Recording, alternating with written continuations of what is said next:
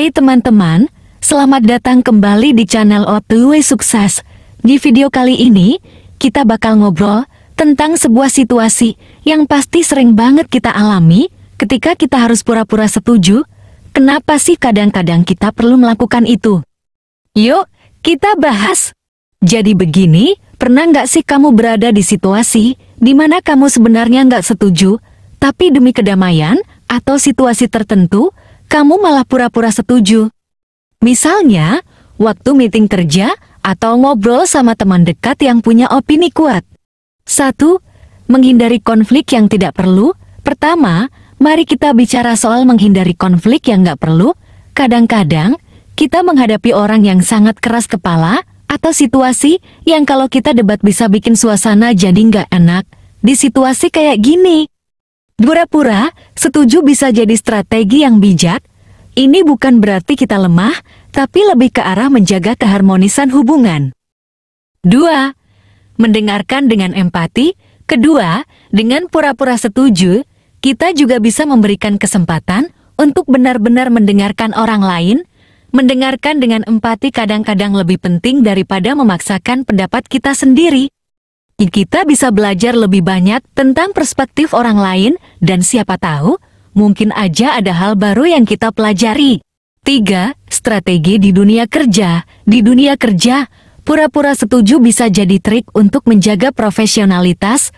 Misalnya, ketika bos kita punya ide yang menurut kita kurang tepat, tapi kita tahu kalau menentang di depan umum bisa berdampak negatif, di sini kita bisa memilih untuk setuju sementara, lalu memberikan masukan atau ide alternatif di waktu yang lebih tepat dan privat. 4. Membaca situasi dan menyesuaikan. Penting juga untuk tahu kapan harus pura-pura setuju dan kapan harus berdiri teguh dengan pendapat kita.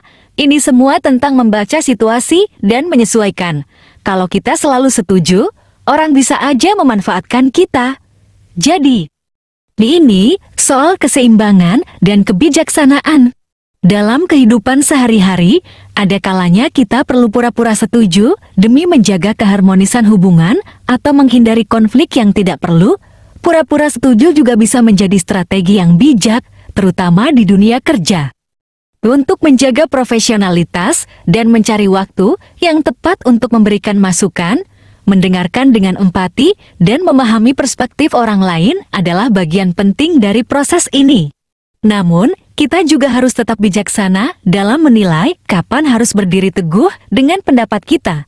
Menemukan keseimbangan antara pura-pura setuju dan mempertahankan prinsip adalah kunci dalam menghadapi berbagai situasi sosial. Jadi, teman-teman, ada kalanya kita memang harus pura-pura setuju untuk kebaikan bersama atau untuk strategi tertentu. Yang penting adalah kita tetap punya prinsip dan tahu kapan harus bersikap. Semoga video ini bermanfaat dan bisa membantu kalian dalam menghadapi situasi-situasi seperti ini. Kalau kalian punya pengalaman atau tips lain, jangan ragu untuk share di kolom komentar ya. Sampai jumpa di video berikutnya. Tetap semangat dan OTW sukses!